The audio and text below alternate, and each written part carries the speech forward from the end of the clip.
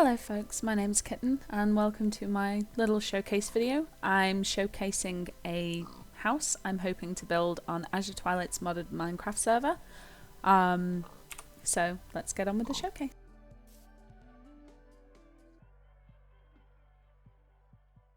So the reason that I have built a structure out in the middle of a lake is, one, I came across a picture on Facebook of a boathouse and I wanted to try and build my own boathouse in Minecraft. It just kind of inspired me. Two, some of the mods that we play on this server make it very, very difficult for us to stay alive. One of which is Mo Creatures. If anybody's ever had any experience with the Mo Creatures mod, ogres and golems make it difficult for your house to stay in one piece. So I thought if I put a house out in the middle of a lake or a sea or something like that, you know, the chances of an ogre smashing the walls down is going to be hopefully remote. Problematic. So entering the docking area, you can see some of the mods that we've used here: Decocraft, Microblocks, Bibliocraft, Carpenters Blocks, all fantastic mods. I love the variety of cosmetics that it allows me to put down when I'm building structures. So we have two docking areas down here. They're more or less uniform, aside from the fact that there's a wheelbarrow here. And on the other side, there is just a rake. It's very thrilling. Okay, so we have two elevators here. They go both up and down. I'll show you the down later, but for now we'll go up. So the up section of the elevators take you to the veranda. The veranda goes 360 degrees around the house, is fully enclosed, so you have protection from those pesky wraiths from above.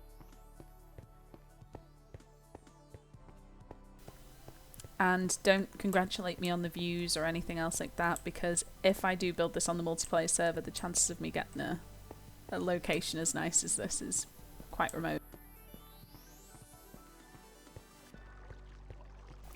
So we'll pop inside the house now. Okay, first room on the left is the living room. It's purely cosmetic, there's nothing functional in here, but it looks pretty, so forgive me. We have a dining room, again, a little cosmetic.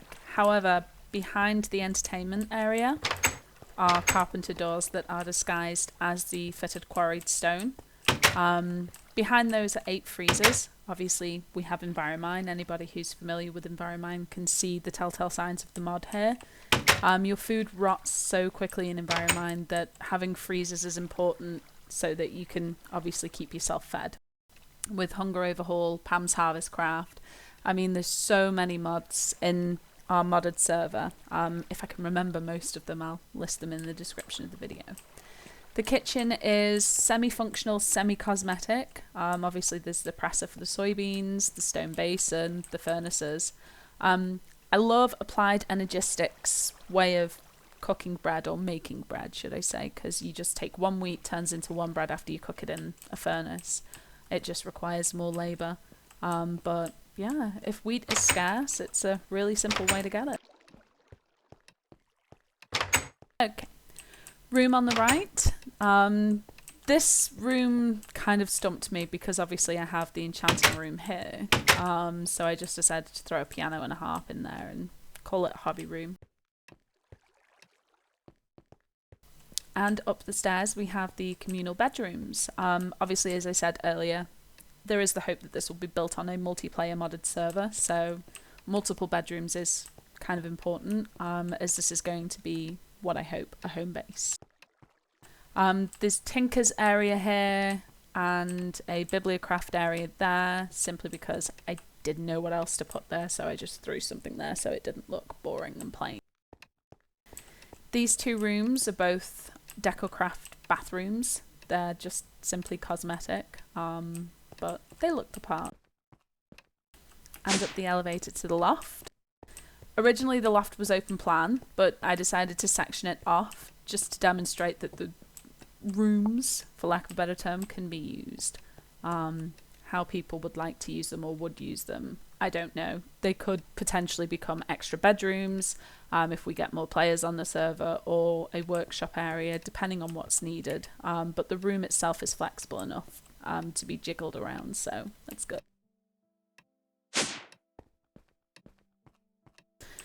So if we go back downstairs, and I will show the farm and workshop areas. So the two elevators are workshops and farms. Both of them are multi-tiered rooms. We will start with the farms first.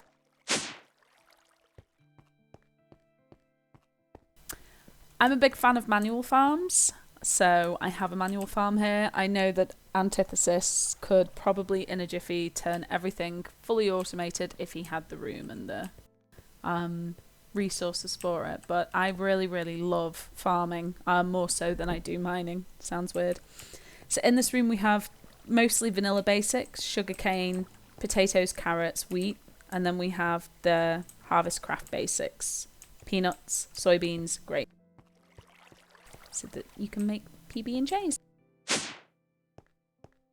Second room down we have garlic, eggplant, bell pepper, rice, lettuce, tomatoes, and then blackberry, raspberry, blueberry.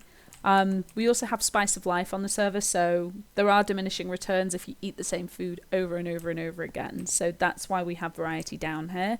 This is all I need to make a cluster of food and ingredients. You can make subs with the tomatoes and lettuce. You can make stuffed bell peppers. You can make stuffed eggplant, and different variations of PB&Js that will give you enough variety to keep the spice of life from giving you diminishing returns. Okay, and the workshop area. On the first floor, none of this is powered. None of it's cabled up. I literally just threw any machine I could think of in this room just to demonstrate how you could make the workshop work down here. Where you could potentially put your machines. So this one is the single unit machine, and down one more to the multi-block structures. So in here you have your rock crusher, your blast furnace, coke oven, tinker, and then all storage barrels, all piped up to a dump chest, so you can throw your 60-foot dirt in there and it will automatically sort it if you're too lazy to find the dirt barrel or the diamond barrel or whatever. And we have the Minechem on the tables here just for poops and giggles, and a tinker's area down here as well. Again, it's just to demonstrate how the areas could be used. They could be used in any manner or fashion.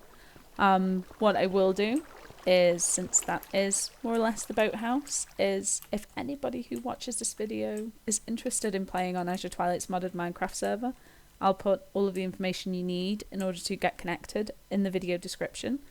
And I hope I didn't bore you guys to death too much. Hopefully I will see you online in AT server.